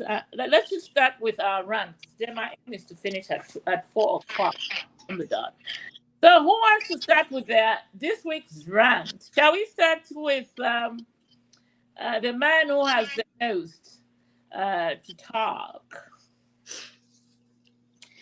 Our resident PS. What's your rant for the week? And please do not interrupt this man. I can go last, Vaseline. You want to go last? I also want to go last. Okay, now let me. Okay, this is how we're gonna start. We're gonna start with for a change. You do it differently this time. How about we start with Chilufia? We go with the dog here, and then we're gonna move to the diptych. Then our beloved resident PS Vasera, in that order. Okay, so my rant for this week, I think it's going to be more. I think that there are certain things that we did not discuss that I just want to iron out and solidify and let everybody know. Two projects, huge projects actually. One is the commissioning of the $30 million multi-facility zone that is now in operation, which is going to see up to a maximum of 5,000 people employed. Okay, so first stage already, they've employed about 2,000 people. So now here is a facility which is going to make a lot of, it's industrialized, a plant which is going to be manufacturing, lithium batteries. So lithium batteries, guys, so you know, Zambia officially has started manufacturing lithium batteries. So that's a plus. So cables as well. Everything else to deal with electronics, it's now manufactured and made in Zambia. So those are the things that needed to tackle, and also, United Capital Fertilizer, they've officially bought a huge equipment that's going to enable them to the next phase, which is going to be a urea plant, which they're building right now. So meaning that this plant will be self-sufficient. It won't need ZESCO. So they use coal, for production, and that coal itself, they're going to contain it and convert it into power and to generate about 80 megawatts of power. But the plant itself only needs about 40 megawatts, sorry. So the rest will go into grid. So all those things, guys, that's what I was trying to look at and say, look, let everybody know, like, look, the current government is not sleeping. The current government is working. Okay, and if we look at all these developmental projects, by the next 10 years, Zambia will be a hub of an industrialized, southern sector. We've never been industrialized before. In conclusion, We've always been importers. When are we going to start exporting? Okay, so now these are the good signs that we're seeing from this current government. And like Okazia is always condemning me. I always talk about the previous government when they did nothing in terms of industrializing this country and brought it to its knees. Thank you. right. Dr. Danny, what's your run for the week, Doc? He took a nap. Shall we go to Deep Thinker? Yep. My rant for the week is unless pictures are not giving me a correct analysis of what's going on, the former president is not looking good. The former president is not looking good. We need to take care of our former president. He needs to take care of himself because the way he was looking, he wasn't looking good to me. Maybe he That's didn't my have rant. breakfast. That's my rant. Well, however we take it, he's a Zambian and we care for him. Yeah. I yield. Yo. What? Yeah. Let's just say What of me? Mansu Lalero, my wife has I was calling you. has thrown me under the bed. You were quiet. The president is not looking good.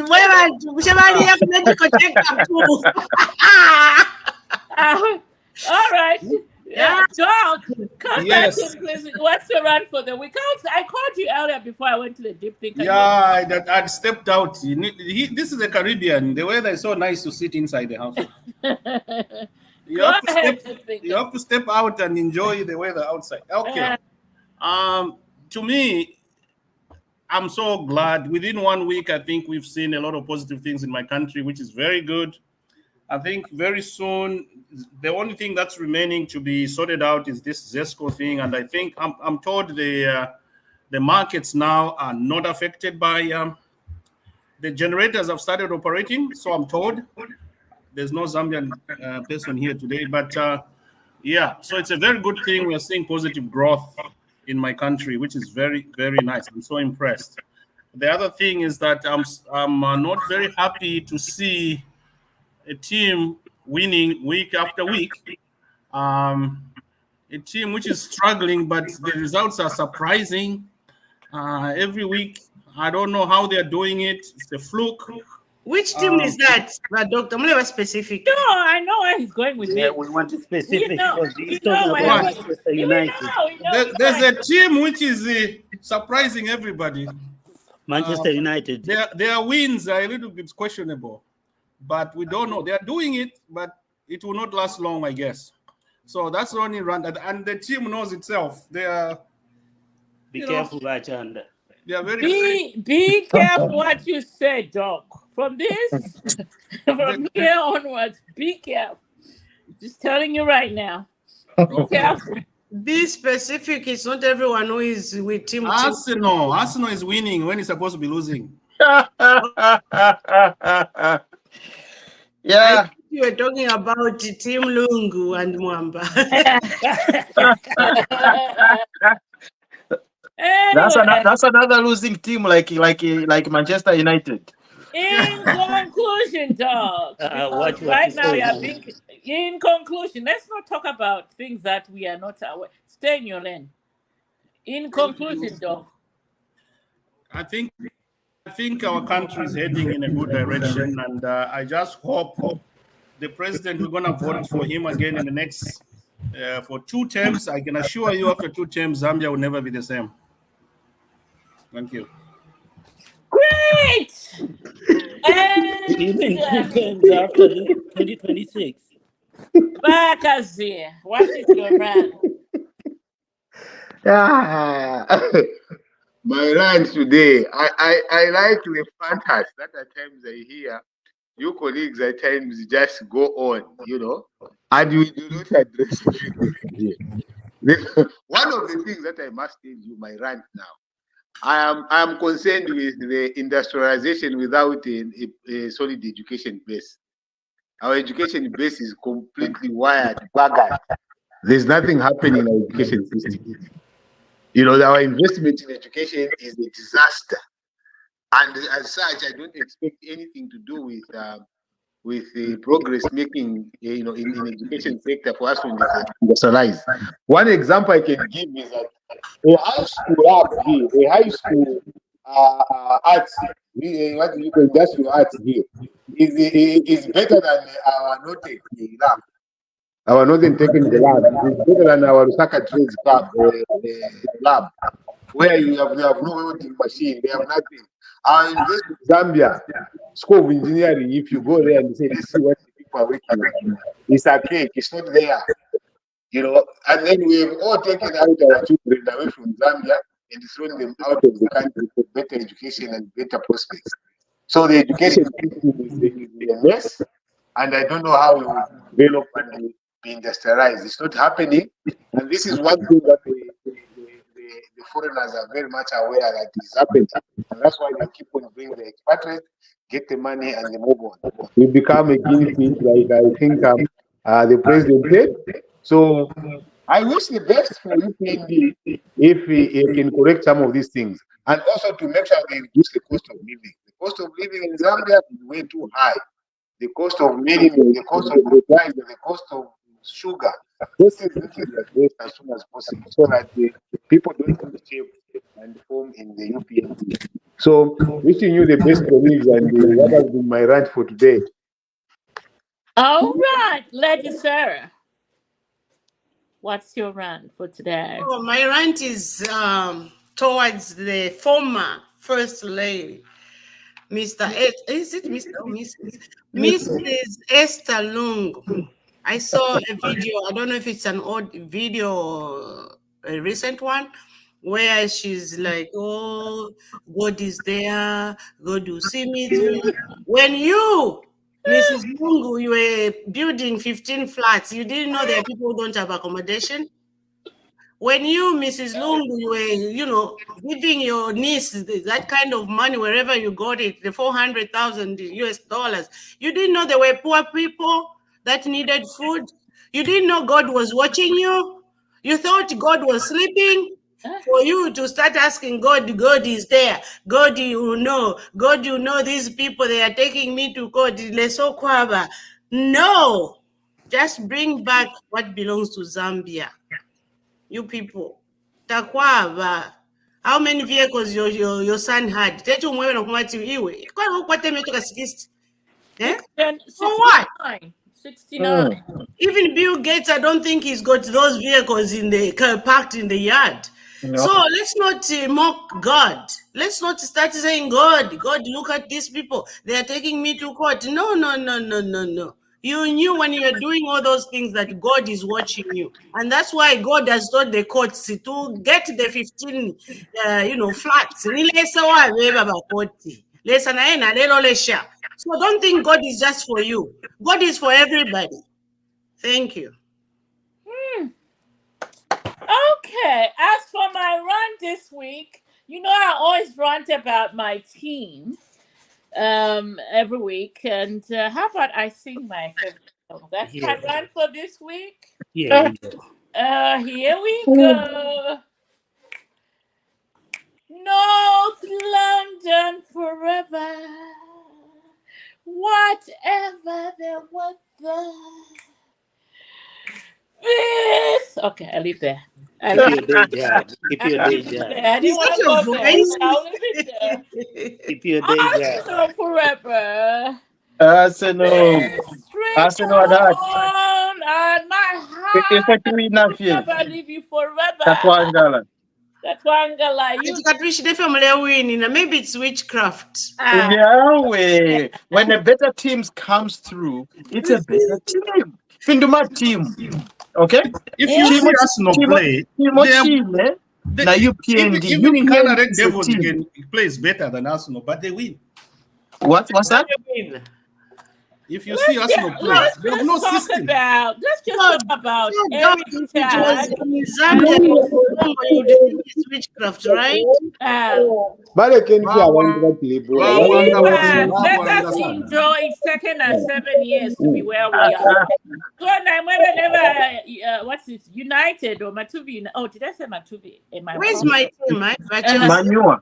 Yeah, Manua. They're going into relegation soon. 8 years. You lost during the week. You lost the other week. It was a draw today. Aston Villa of all people, really. Yeah, can you imagine? You should be ashamed of your Aston Villa. Ashamed of yourself. Some people on this platform. Is that directed at me and Bakazia? Some people on this platform even failed to show up last week because they decided to go to an Irish pub. They will remain never. Me, I didn't show up because I was committed somewhere. You don't have, don't do that to Marcela. Don't do that. No, not you, darling. Not you, Lady Sarah, darling. No. Please don't do that. Not you, Lady Sarah, darling. Excluding you, darling. There are some people who called and said, I'm going to the Irish pub to watch Manchester United, my team.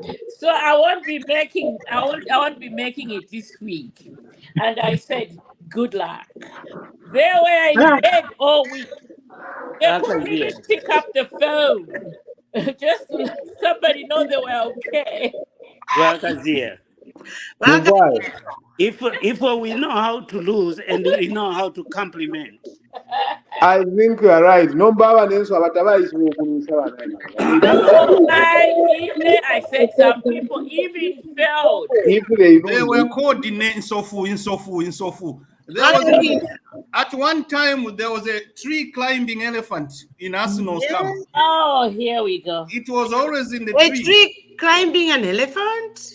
Yeah, they invaded an elephant that used to climb trees. What? And they were saying we're on top. We're on top. Now that tree, I don't see that elephant anymore. What? I will post on my page. We are still up there. What happens it's in a Zongwe? We are still up there. Mr. Kalinda. Sister Kalinda, I want to say something and challenge. I'm not challenging him, but I'm just asking him the rant for Kazia. Yes. It's very, very, very important. It's a very good rant, and I would like Kazia to come up with a proposal. Can you do some write-up on how we can improve this education system in our country so we can give to our government? You are very right. Whatever, it is even this forum that we can even have this talk and stuff like that. the environment in which is in Zambia, if you live with PF, you are an enemy of the state. Nothing good comes out of your mouth. It is about, it's difficult. So the more cool and so yes, but to what basis is it going to be? Well, there are certain things that I strongly believe in. I have documents that I'm telling you, and there are some of the documents that are there. But you find that Gawaranda, the first tag that comes out of everybody, maybe other than is that you are PF. So when I could state something like this, I think this is wrong. And no. You I'm a wrong source in court. At least I have a forum here where I can speak. In Zambia, I don't have a forum. I'm a wrong source of any information, any argument. They will not listen to me, trust me, Basera. Trust me. You are the one who can listen, Rakazia, listen, Vachanda. Listen, us, we are a group here, and we mean well. That's why we are here. You are on the other side, we are also on the other side. As Bantu TV, we can come up with, with you, your thoughts and the deep thinker, everybody here, we can come up with that proposal and give it to our government. We are not saying you should talk to everybody, those who are no, because you're clear. But for me, I see a lot of sense in what you're saying, because my great-grandchildren can, benefit from whatever can come out of this, because it's very important, And I agree. When I'm a teacher by profession, that's why maybe I picked it up. I'm a teacher by profession back home. I agree, Vasera. Absolutely beautiful. I'll look at that. Yeah. Come up with a proposal, because when I was teaching in Zambia, when I was in government before I went on voluntary separation, we found that our friends they moved to go to Botswana. The TD, that's the technical drawing and home economics. They all went to Botswana, and they made Botswana come up with these skilled lessons, home economics and technical drawing. And they're the ones who made the curriculum. The Zambian teachers, they made the curriculum for Botswana. They taught the Botswana how to go about with this, and they're doing very well. But our governments back home, you find that they shun this because they think, and it's not just thinking, it's a true thing. They are a little bit expensive, subject, but they're the ones that can build the country when the children know how to do the skills. I have some girls and some boys I taught home economics. They are running their own restaurants in Kamala there, and which is good, and the economy of the country can go up. But our country, we find our politicians busy stealing instead of putting that money. How do you build 15 flats? You can give some money to the schools, and they do this, home economics, department. They fund this, and then children will be doing practicals. So come up with something. As Bantu TV, we can air this to the Minister of Education and see the way forward. Absolutely brilliant submission, Lady Sarah. Shall we end this program on that note? And before we close, just one very good good advice, Vasera. I agree, Vasera.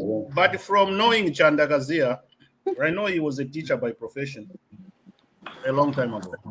I think the best advice Chanda can give to our country, the best contribution he can give is not in the teaching area, but in the industrial labor relations or something like that. That's there is an expert. But I think teaching, no, I don't want his advice. You see, Vasera. That is where the problem lies, right there. Even on this program, right there. I've seen the negative there. Why is it you see, right there? That's where the problem lies. All right. Shall we add somebody who just So how does that happen? You see, he's saying he knows me at the judges and even executes the judgment. Me without opening my mouth, even seeing what I've done or what I can. Let's just welcome our pastor Godwin Kalue, who decided to come in as we are about to close. Pastor, welcome to the show, and just dive into whatever you want to talk to the masses today. This is our you've joined us today. You're welcome. Thank you so much. I'm just listening. Okay. You are listening at a time when we are coming to a close, Pastor. Just say one or two things about we've discussed various topics about lungus, trying to take a walk for no reason, all these other things. Anything that happened during the week, you can point You out want whatever to you want to bring a discuss. pastor into disrepute. Well. There's a lot that is happening out there, and my observation is that we are looking at a disintegrating regime because there isn't anything to warrant any credibility.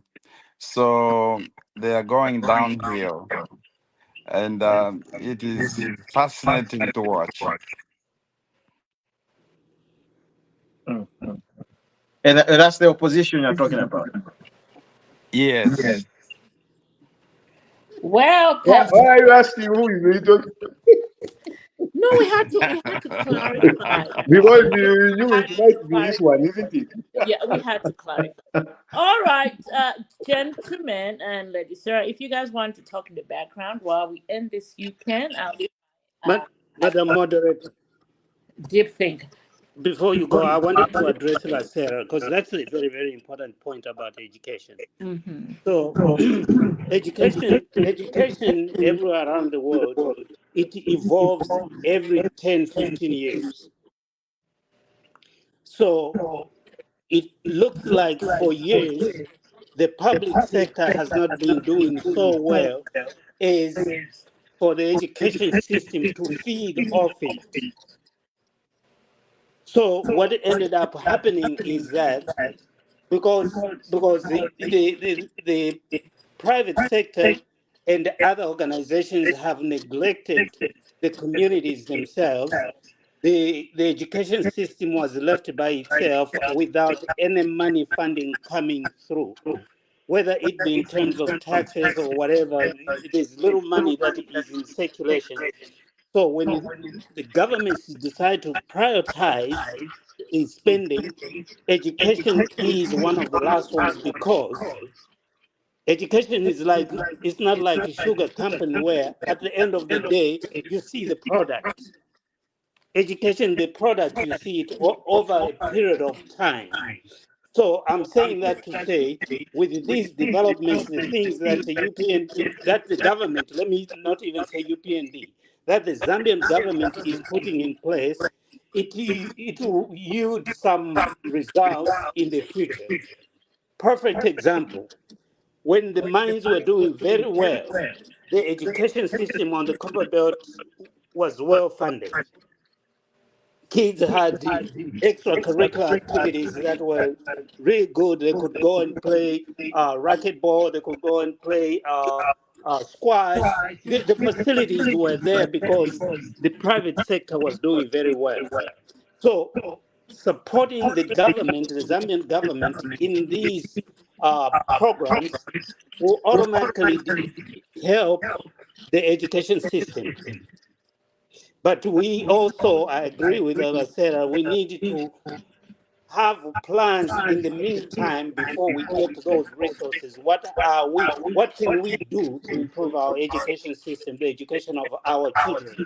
Because they are the future leaders that are going to take care of the investments that we are putting in place right now. I yield.